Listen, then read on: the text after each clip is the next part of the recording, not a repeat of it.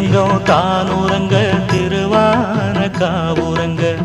நானுறங்க வழி இல்லையே மானே இறைவன் நாடகத்தில் ஊமையடி நான்